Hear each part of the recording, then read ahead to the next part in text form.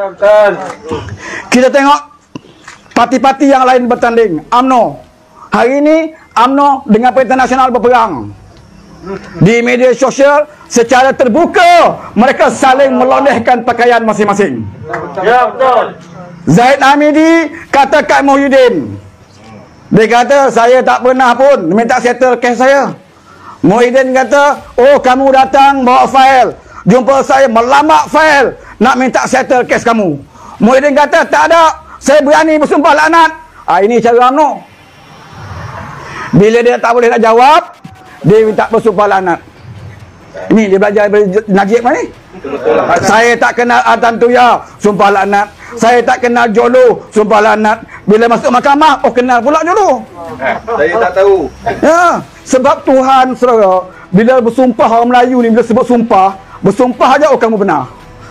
Yang sebenarnya pembalasan Tuhan tidak berlaku di dunia. Kalau tak dilakukan di dunia, kamu akan terima di akhirat.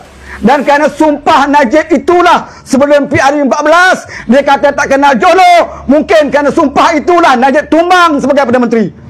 Kemungkinan itu berasal saudara. Kita Melayu fikir lain. Bila bersumpah, oh busung perut, pecah perut. Kita fikir macam tu. Tapi pembalasan Tuhan tak ada. Kadang-kadang bila Tuhan balas, tak nampak. Kuasa kamu hilang. Kadang-kadang kamu ada kuasa, kamu tak boleh tidur malam. Macam Ismail Sabri sekarang ni. Betul. Nama je Perdana Menteri, tapi tak boleh tidur malam. Bila-bila masa saja boleh tumbang saudara. Ismail Sabri adalah Perdana Menteri yang hanya jadi boneka, yang hanya terpaksa tunduk sama ada kepada Muhyiddin ataupun tunduk kepada Zahid Hamidi. Saya percaya saudara, Ismail Sabri sebenarnya tak restu pilihan raya ini. Ismail Sabri tak nak pilihan raya ini. Tetapi Zahid Hamidi yang bersungguh-sungguh, UMNO yang bersungguh-sungguh ingin menjadikan pilihan raya kali ini atas alasan kononnya kestabilan. Atas alasan dia ada lebih satu kerusi tak stabil. Sedangkan dia gagal membuktikan satu fakta, satu bukti pun dia gagal buktikan bahawa satu kerusi itu tidak datang kestabilan. Bajet di Dewan Orang Negeri Johor semua lulus. Kita pembangkang Pakatan Harapan tak pernah pun menolak bajet untuk kepentingan rakyat. Kita tetap sokong bajet. Apa masalahnya tentang satu kerusi? Sebelum meninggal Allahyarham Adun UMNO, mereka ada 2 kursi boleh. Apa beza 2 dengan 1? Kenapa 1 tak boleh? Yang sebenarnya saudara, dia nak menekan kerajaan ini. Kalau dia menang di Johor, percayalah kata saya, dia akan pergi ke Kedah. Dia akan ganggu negeri Kedah. Dan kalau mereka dapat Kedah, mereka pergi ke Perak. Macam inilah perangai UMNO. Selagi mereka tak puas hati, mereka akan lakukan apa saja. Dia tak peduli apa yang rakyat akan peroleh. Betul. Hari ini, petang ini Kuala Lumpur banjir. Kuala Lumpur banjir petang ni saudara. Dalam keadaan Kuala Lumpur banjir, Covid sekarang melanda pertama-tama meningkat. Mereka sanggup menyusahkan rakyat, memaksa rakyat untuk mengadakan pilihan raya. Ini perangai UMNO saudara. Sepatutnya kalau nak rampas kuasa kita, sebab kita dia hati. Mandat rakyat itu dirampas daripada kita. Kita lah sepatutnya bersungguh-sungguh untuk mau pilihan raya. Tetapi kita memikirkan, cukuplah. Kita ingat pesanan yang di Pertuan Agong, jangan lagi ada politik, jangan lagi ada krisis-krisis politik. Sebab itulah PH mengadakan MOU. Kerana untuk memberi ruang kepada kerajaan supaya settlekan masalah ekonomi. Selesaikan masalah Covid. Bantu rakyat yang tengah susah. Bukan kerana memikirkan jawatan dan kedudukan. Apa lagi yang UMNO tak boleh? Di Melaka mereka dapat 23 majuti. Sepatutnya cukuplah. Di Johor dia dah menteri besar pun. Apa lagi dia nak? Siapa kacau dia? Boleh saja kalau PH nak kacau. Berapa umpan? 2-3 orang yang ada lompat, tumbang. Tetapi kita tak kacau saudara. Walaupun tinggal 1 kursi. Kelantan dulu pernah tinggal 1 kursi juga. Boleh mentadbir sampai habis penggal. Kenapa Johor tak boleh? Kerana mereka nak tekan Ismail Sabri untuk membubarkan parlimen. Bila dia buat pilihan raya setiap negeri, dia nak menekan Perdana Menteri untuk bubar parlimen. Sebab apa dia nak bubar parlimen saudara?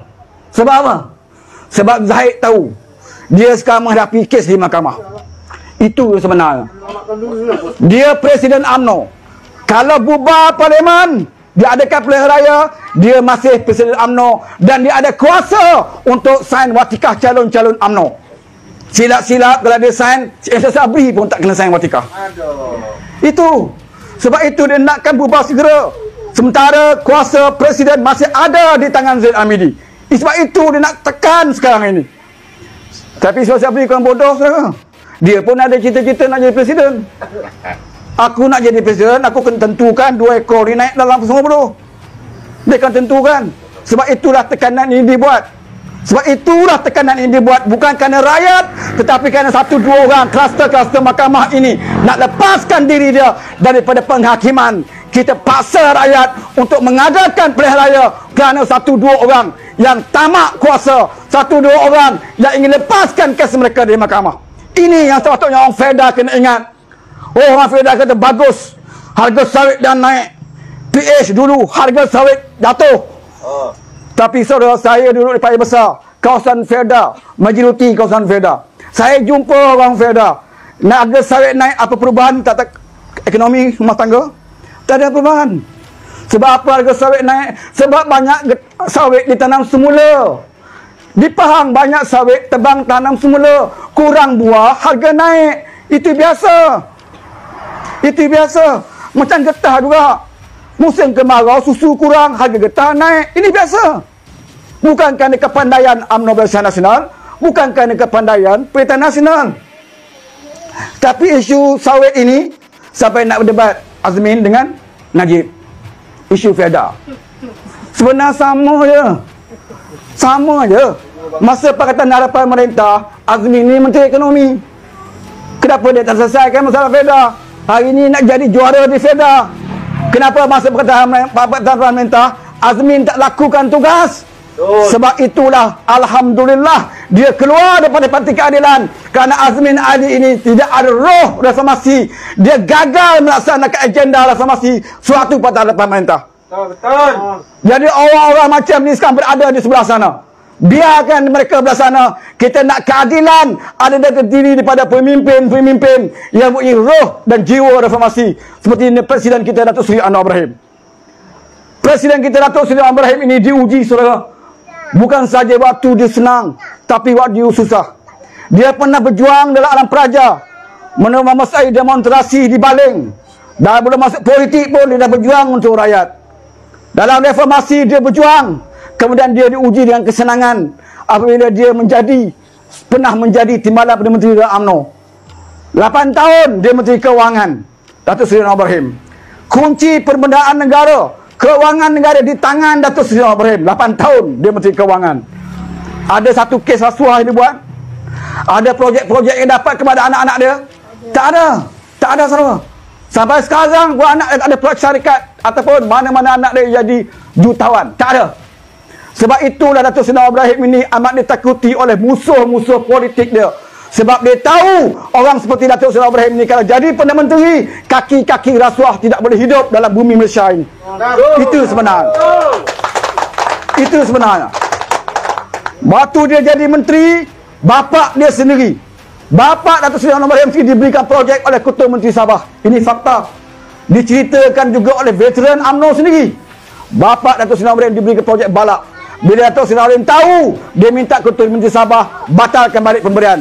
Saya menteri, bapa saya tak layak untuk mendapat projek balak. Ini, kalau bapa dia pun tak boleh diberikan projek, bayangkanlah kalau koni-koni atau kawan-kawan dia. Memang tak boleh harap. Memang tak boleh nak harap Anwar pergi. Supaya kepada Nur Aizah, sewaktu dia belajar di Siti Telekom, dia pelajar cemerlang, dapat beasiswa. Kerana pelajar cemerlang dapat beasiswa. Anwar waktu itu dalam kabinet, dia kata saya menteri, takkanlah anak saya dapat beasiswa. Pihak universiti kata bukan kerana menteri, kerana ini peraturan universiti. Pelajar cemerlang dapatlah beasiswa. Tak kira anak siapa. Tapi Anwar kata tak ada, saya menteri, saya mampu lagi untuk menyolahkan anak saya.